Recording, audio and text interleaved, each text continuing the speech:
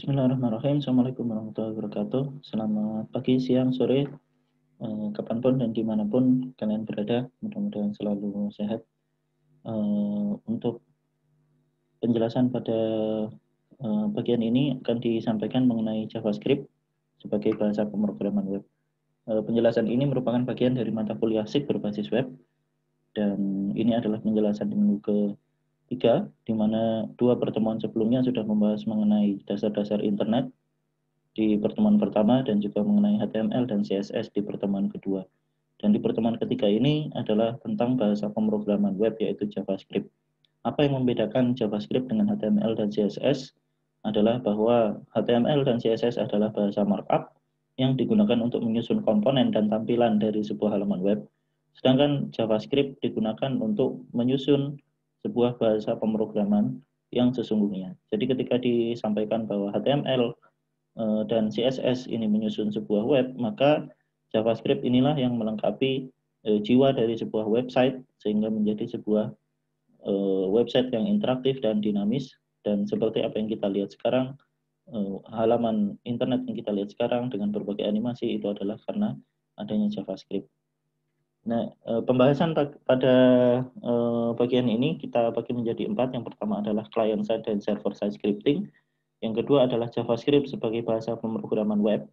Yang ketiga adalah beberapa framework dan library JavaScript yang nanti akan kita gunakan nantinya untuk keperluan membuat sebuah web.js.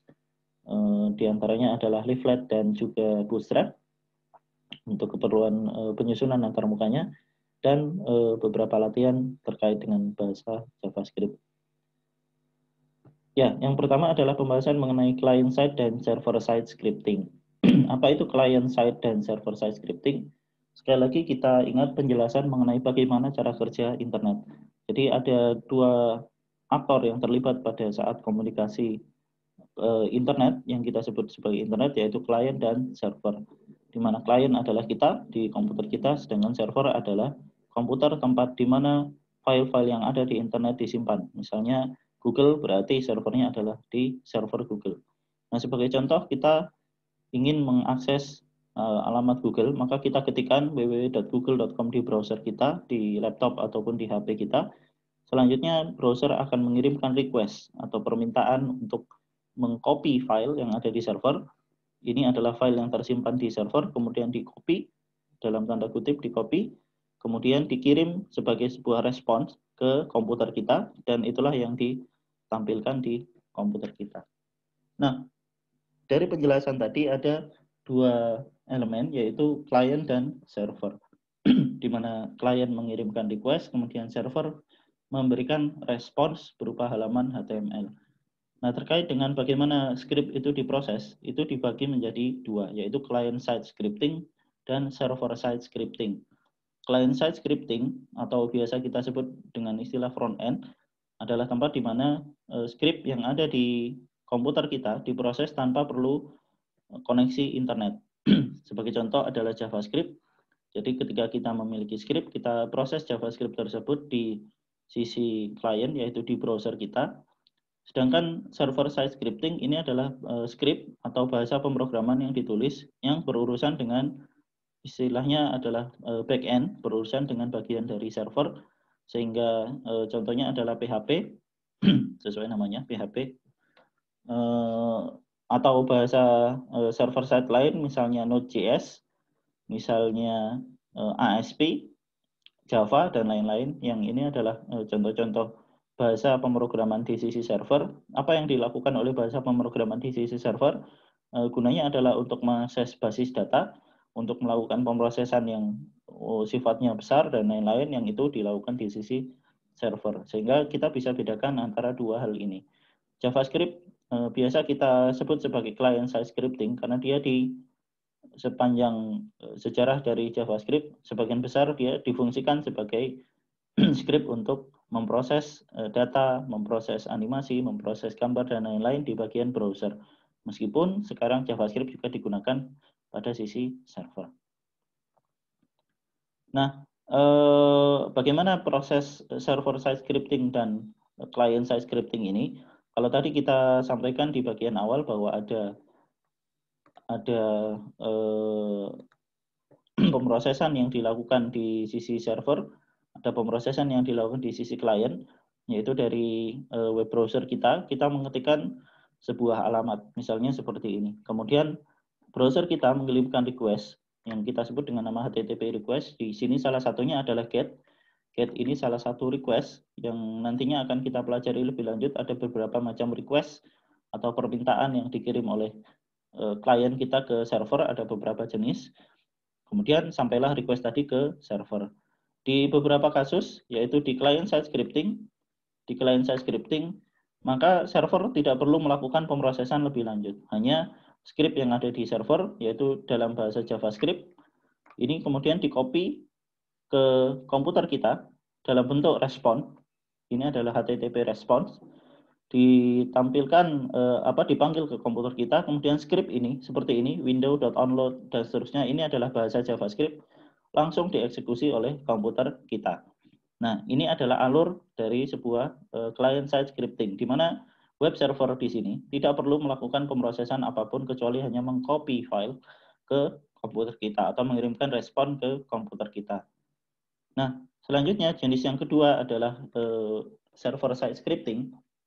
Ketika kita merequest sebuah alamat internet seperti ini contohnya, example.com/hello.php. PHP ini menunjukkan ekstensi yang dibuat oleh file dengan bahasa pemrograman PHP yang nanti akan kita pelajari lebih lanjut. Kemudian server ini, klien ini mengirimkan request ke server, klien ini mengirimkan request ke server seperti tadi, tetapi di sini di server ada pemrosesan lebih lanjut. Pemrosesan dilakukan oleh PHP. Jadi misalnya di sini ada di server ini menggunakan script PHP, nanti ada juga yang lain, ada Java, ada Node.js, ada ASP.NET dan lain-lain. Nah, bahasa-bahasa ini kemudian memproses masukan. Sebagai contoh, kalau kita memasukkan username dan password,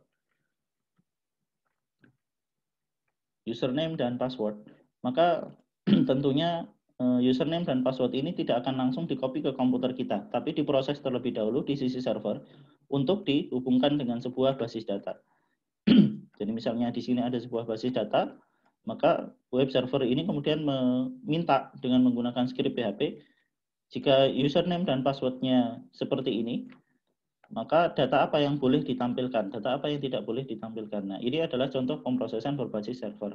Setelah request dengan basis data ini selesai dibuat, maka kemudian barulah halaman yang diizinkan untuk dibuat tadi di-copy dalam bentuk HTML dan JavaScript dan CSS, yang kemudian ini barulah ditampilkan di komputer kita. Nah, ini adalah cara kerja sebuah server-side scripting. Ada pemrosesan lanjut yang dilakukan di sisi server. Nah, kurang lebih perbedaannya adalah seperti ini. Jika di client-side kita sering sebut dengan istilah front-end, yang seringkali digunakan untuk membangun antarmuka, yaitu JavaScript yang kita gunakan termasuk dengan beberapa framework yang nanti akan kita kenal.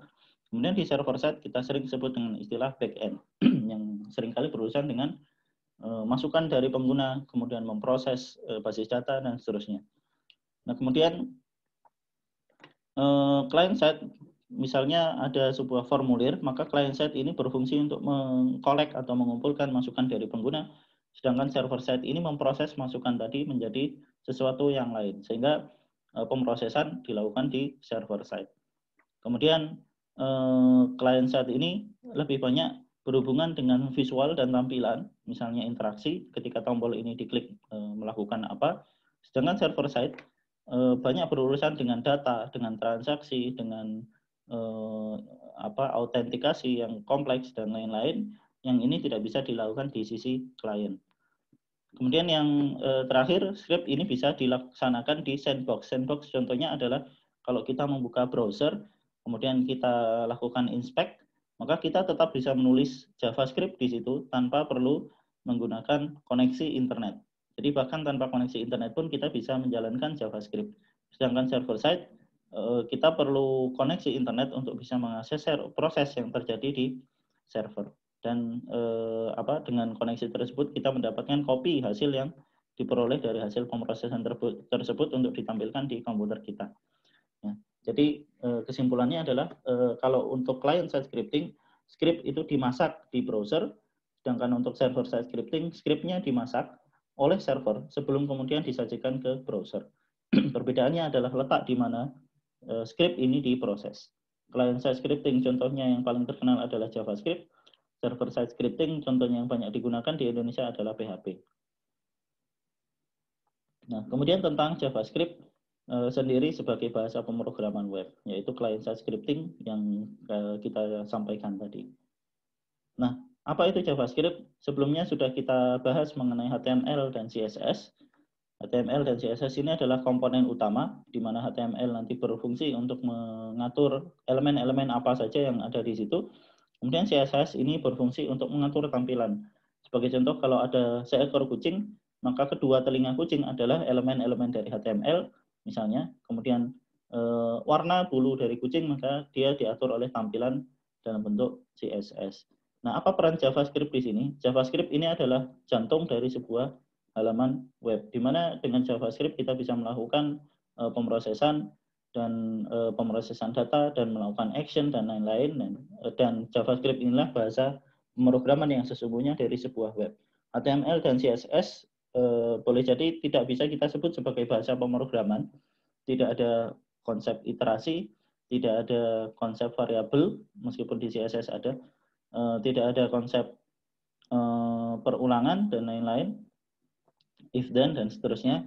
Ya, meskipun dengan perkembangan teknologi sekarang HTML5 dan CSS semakin banyak opsi untuk hal-hal yang saya sebutkan tadi, tetapi jiwa dari sebuah web tetap membutuhkan JavaScript, sehingga ketiga komponen ini digunakan untuk membuat sebuah web yang dinamis dan interaktif. Jadi bahasa pemrograman memerintahkan bagian tertentu. Misalnya kita memprogram sebuah robot, kita perintahkan agar kakinya bergerak, kita perintahkan agar kepalanya memutar.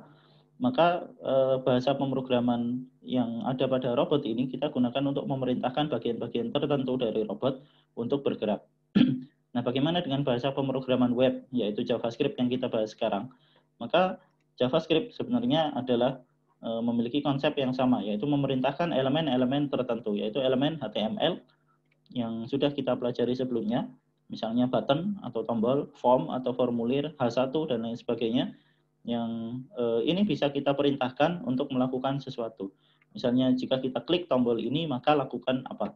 Maka itulah kegunaan dari JavaScript sebagai sebuah bahasa pemrograman web. Nah, di dalam JavaScript, JavaScript sendiri dikenal sebagai Object Oriented Programming Language atau OOP. Dan OOP ini pada JavaScript ini memiliki dua elemen kunci, yaitu properties dan method. Ya, apa yang dilakukan oleh JavaScript? Kalau tadi disampaikan bahwa JavaScript itu memodifikasi sebuah objek, maka elemen-elemen HTML yang ada pada sebuah halaman web itu kita anggap sebagai sebuah objek, misalnya sebuah tombol, sebuah gambar, sebuah teks dan lain sebagainya. Nah, dalam contoh ini misalnya ini adalah sebuah mobil, maka HTML JavaScript bisa mengakses properti, misalnya car.name. Car.name. Kita berikan nama kepada objek ini, namanya adalah Fiat. Car.model. Kita berikan modelnya adalah Fiat 500. Kemudian berat, kemudian warna dan lain sebagainya. Nah, itu adalah properties, yaitu yang terkait dengan properti atau atribut dari sebuah objek. Nah, kemudian yang kedua adalah method. Ini properties yang terkait dengan objek. Nah, method terkait dengan aksi atau action. Action adalah ketika kita memiliki objek, kemudian kita atur terkait dengan aksinya. Car.start artinya mobilnya berjalan. Car.drive artinya mobilnya disetir. Car.brake mobilnya direm dan seterusnya. Jadi dua hal ini, properti ini terkait dengan atributnya, metode ini terkait dengan aksinya, maka dua hal ini bisa digunakan untuk menyetir dan mengatur bagaimana elemen-elemen yang ada di sebuah halaman web itu berinteraksi dengan pengguna, menyajikan informasi yang dinamis, menyajikan animasi, dan lain sebagainya. Nah, contohnya adalah kalau misalnya ini adalah sebuah tombol, misalnya di objek ini adalah sebuah tombol, maka ketika tombol ini kita klik, Ketika tombol ini kita klik, maka dia akan melakukan sesuatu. Nah, ini artinya kita sudah merubah metodenya. Misalnya ketika diklik membuka halaman peta misalnya.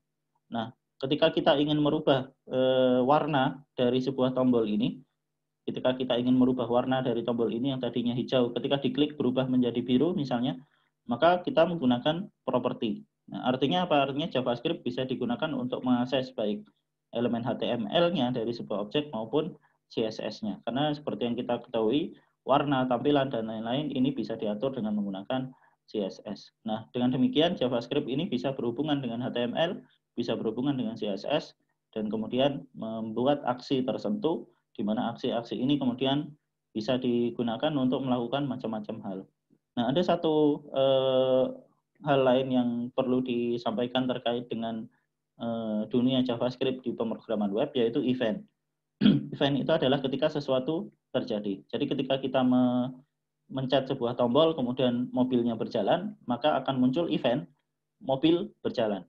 The car is starting, mobilnya berjalan. Apa gunanya event? Event ini digunakan untuk mendeteksi suatu kejadian tertentu yang ada di halaman web. Misalnya ketika terjadi error, maka munculkan pesan error. Nah, itu adalah contoh error, contoh event.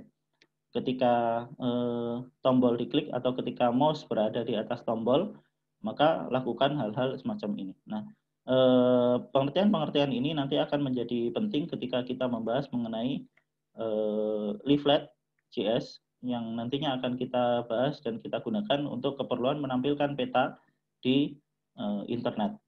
Jadi karena leaflet.js adalah salah satu framework JavaScript, maka nanti kita perlu memahami apa itu objek, yaitu objek apa yang akan dirubah oleh leaflet, misalnya map, objek peta, kemudian properti, misalnya properti yang terkait dengan peta tersebut, ukurannya, kemudian pusat peta, koordinat peta, dan lain-lain, itu terkait dengan properti, kemudian metode ini terkait dengan aksi. Jika pin ini diklik, maka munculkan koordinat misalnya. Termasuk juga event, ketika petanya digeser, maka tampilkan objek yang lain. Nah, ini adalah konsep dasar dari JavaScript yang nanti perlu dipahami sebelum kita memasuki materi selanjutnya.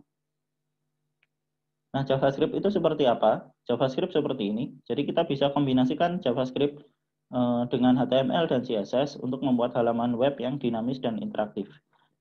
Sebagai contoh adalah script di bawah ini. Ketika kita memanggil JavaScript, maka kita menggunakan, kalau dalam contoh ini adalah inline JavaScript. Jadi JavaScript yang langsung masuk ke dalam HTML. Contohnya adalah sebuah tombol, kita berikan event, on click. Ketika tombolnya diklik, maka lakukan sesuatu.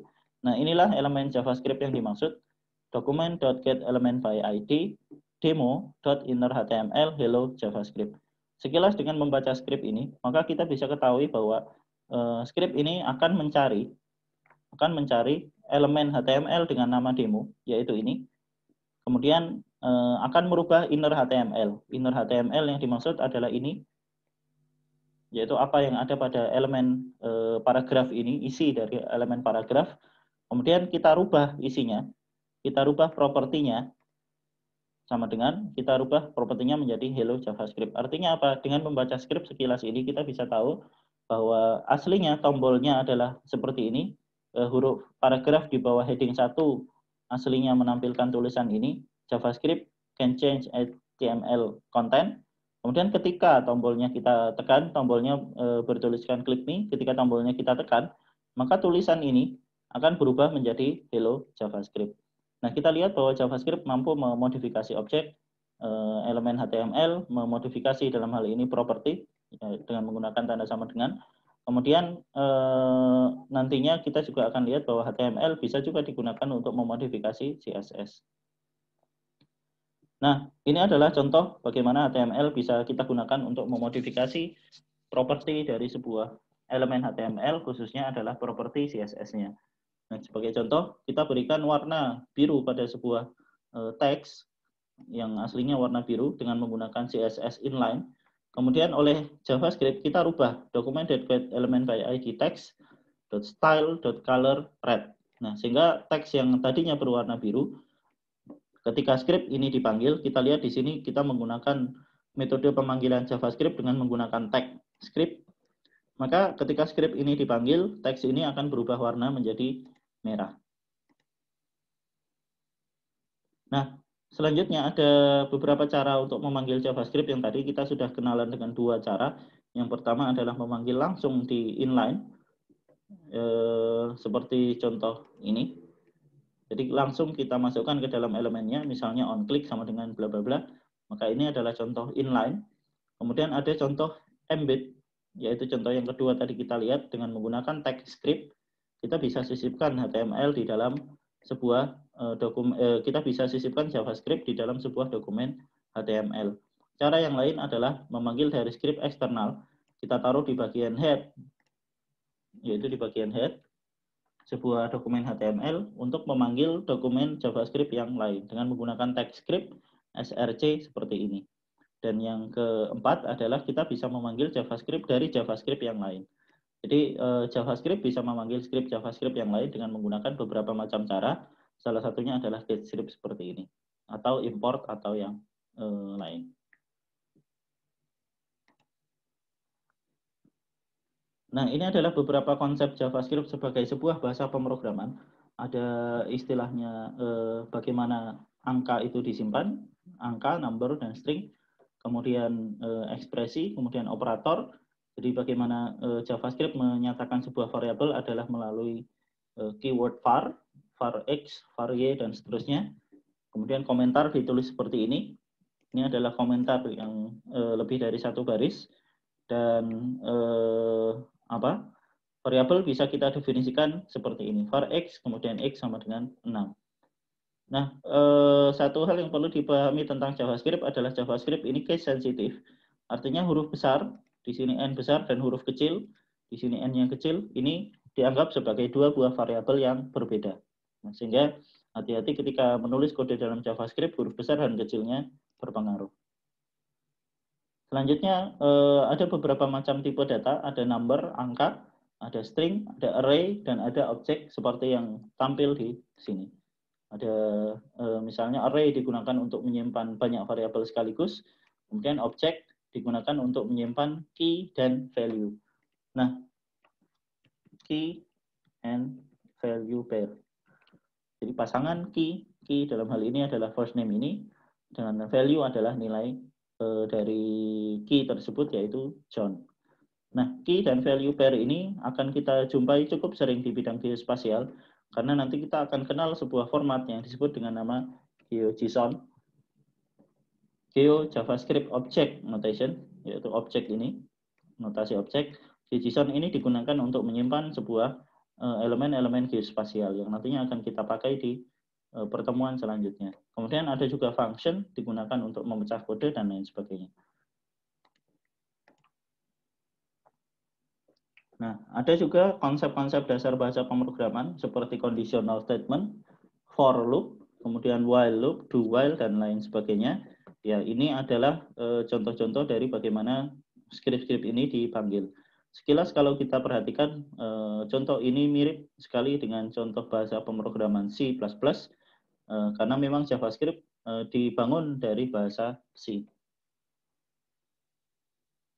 Nah, kemudian ada operator, ada bagaimana operator ini nantinya bisa kita gunakan untuk melakukan operasi matematika maupun operasi string, sehingga operator ini tidak hanya bisa kita lakukan terhadap angka, tetapi juga terhadap huruf. Ada yang disebut dengan nama addition untuk menambah, subtraction, multiplication, dan lain-lain. Dan ada konsep modulus. Modulus ini adalah di mana sisa pembagian. Jadi 5 modulus 2 adalah 1. Sisa pembagian dari 5 terhadap angka 2, 5% 2 kalau di sini adalah sisanya angka 1. Kemudian ada operator-operator untuk menyingkat operasi sebagaimana yang ada di bahasa C++. Misalnya plus sama dengan X plus sama dengan Y adalah sama dengan X sama dengan X plus Y. Nah, operasi-operasi ini perlu kita pahami agar tidak kesulitan ketika kita melakukan beberapa fungsi-fungsi dasar dari JavaScript nantinya ketika kita coding. Nah, selanjutnya akan dijelaskan secara singkat mengenai framework dan library yang ada pada JavaScript. Jadi ceritanya begini, ketika kita membangun sebuah script, maka sebuah website sebagai contoh, kita tidak perlu memulai segalanya dari nol.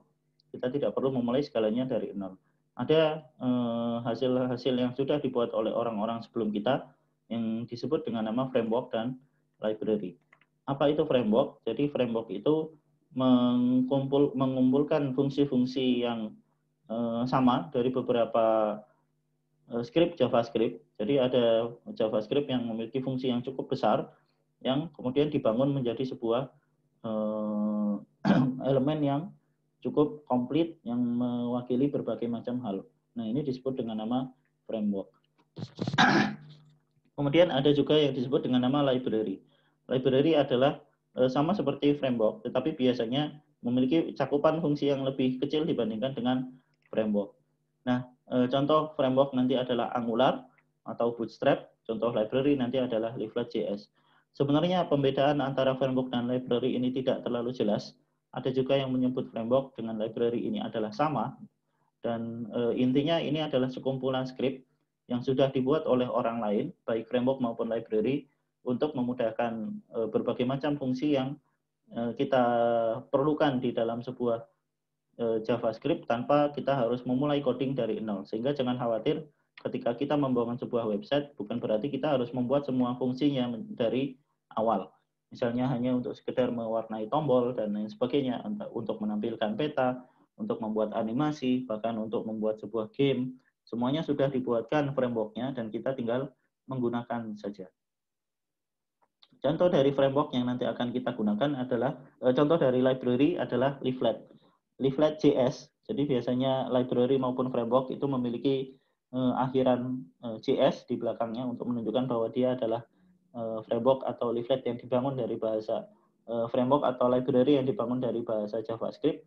Nah, contohnya adalah Leaflet.js. Ini adalah untuk membangun peta yang nanti akan kita gunakan di pertemuan selanjutnya untuk membangun sebuah web.js. Kemudian ada Bootstrap. Ini adalah contoh framework di mana HTML, CSS, dan JavaScript-nya digunakan untuk membangun antar muka yang responsif, yang nanti juga akan kita bahas di pertemuan selanjutnya.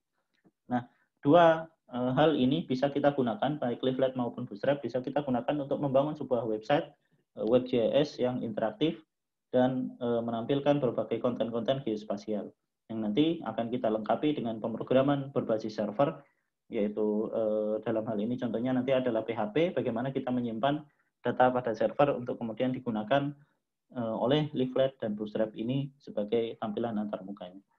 Nah, sebagai latihan, ini ada sebuah game yang nanti bisa dicoba untuk melatih bagaimana konsep pemrograman.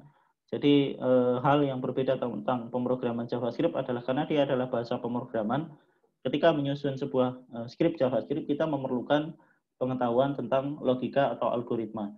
Kita perlu melatih algoritma kita untuk melakukan untuk menyelesaikan hal-hal tertentu yang ditujukan. Misalnya seperti di contoh di Blockly ini, nanti silakan dicoba. Ada beberapa pilihan langkah yang ada di sebelah kiri ini, kita perlu susun menjadi serangkaian algoritma yang memerintahkan agar tujuan yang ada di sebelah kiri ini tercapai, kemudian kita jalankan programnya. Jadi ini bisa digunakan untuk latihan yang bagus yang disebut dengan nama Blockly ini, dan ini juga yang digunakan untuk mengajarkan mengenai bahasa pemrograman di sekolah-sekolah di Amerika. Nah, sehingga untuk bahasa JavaScript, sebenarnya bahasa pemrograman apapun itu bukan tentang menghafal script, bukan tentang hafalan bahwa script ini nanti harus begini, script ini nanti harus begini, scriptnya ada apa saja, dan seterusnya. Nah, tetapi bahasa pemrograman adalah sebuah karya logika yang bisa kalian gunakan untuk membangun sebuah algoritma, yang algoritma ini pada gilirannya nanti digunakan untuk menyelesaikan masalah kita. Sehingga tidak perlu khawatir bahasa pemrograman ini nanti akan menyulitkan.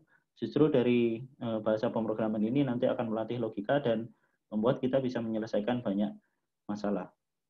Ya, berikut rekaman untuk materi mengenai JavaScript. Terima kasih, sampai jumpa di pertemuan selanjutnya.